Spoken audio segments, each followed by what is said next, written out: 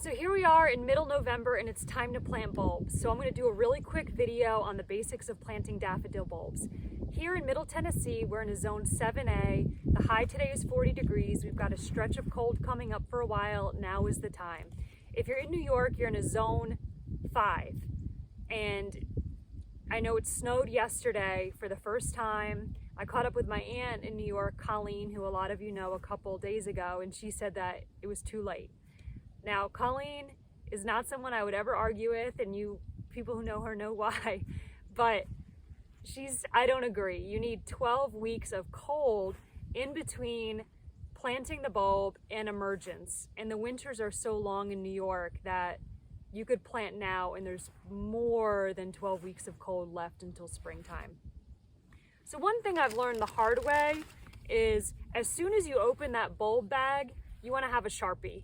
And you want to label, if you're getting more than one variety, you want to label, put an initial on it for what variety it is, because if this bag spills, all the bulbs look the same and you're toast.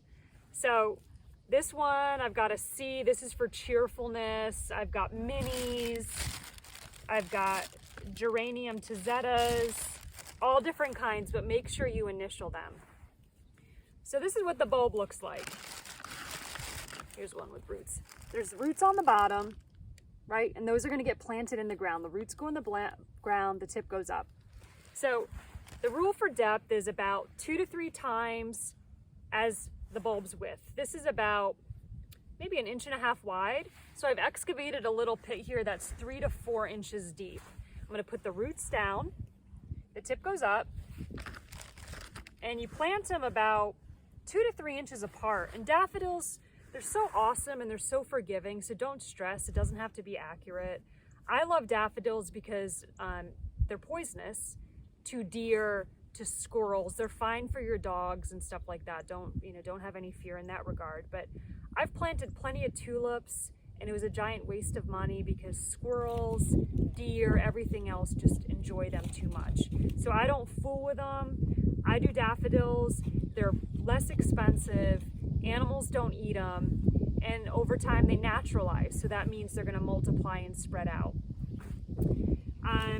Once you've planted them in and you're ready to put the dirt back on top, you want to use a product. It's called bone meal, and bone meal is literally ground up bones. This is very high in phosphorus, it's very high in calcium. Plants need phosphorus for their roots to grow strong. I personally don't use it because my dogs have dug up so many gardens that I've planted with this in here because it's literally ground up bone. They smell it and they dig up the garden looking for a bone.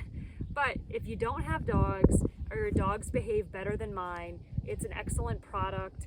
There's instructions on the back of the ratio to use with the soil. So you mix the bone meal in and then you cover them back up and that's it. That's all you have to do. I love planting bulbs because I get extremely affected in the winter. I really struggle. I'm the textbook season affective disorder person on those dreary, cold, gray days where the sun doesn't even come out.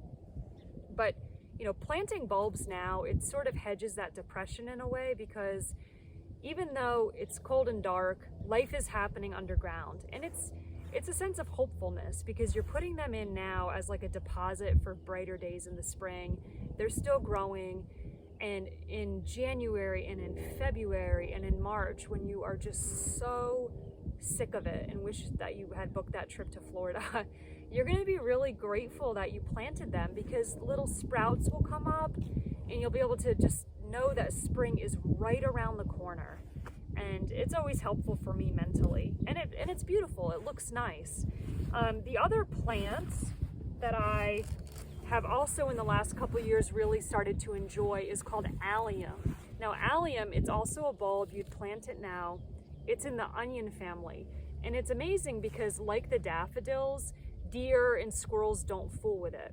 Now alliums will come up later than daffodils, which, by the way, if you're doing daffodils, there's usually early, middle, and late varieties. So when you're selecting your varieties, it's great to choose a little bit of each so you'll have constant color throughout the spring. As for alliums, I love the two varieties are called Globemaster and Gladiator, and those are the giant ones. So this will come up in like May or June, and it'll be about 3 feet tall, and it'll bloom this purple sphere, like this giant ball. And it's so interesting in the garden. It looks great. And I feel like if you have little kids, I just imagine it would be such a fun picture to have them like standing near them, because it's kind of this Wizard of Oz look with the hollyhocks. It's almost magical.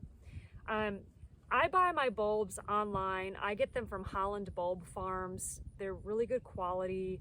They have very good customer service and good return policy if they don't come up.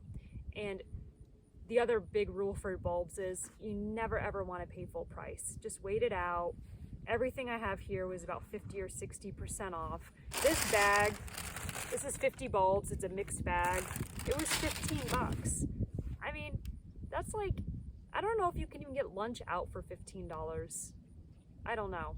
But in any event, for $15 you get 50 daffodil bulbs, and you have like a sure sign of hopefulness and happiness in the spring when they come up. So I'll do some more videos on things you plant now in order to hedge that long winter that's right around the corner. I'll do irises now, peonies now, roses are coming in soon. I'll do those now. If you have any questions, I'd love for you to leave them in the comments. Thank you.